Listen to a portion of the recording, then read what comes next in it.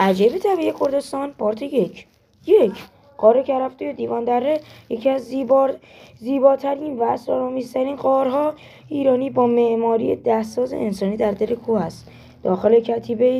داخل غار کتیبه یونانی دیده می شود که برخی آن را معبد هراکلس نسبت می دهند.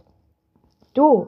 دریاچه زریوار دریاچه طبیعی و بسیار زیبا است که فقط از چشمه‌های زیرزمینی تغذیه می‌شود و یکی از بزرگترین دریاچه‌های شیرین غرب ایران است.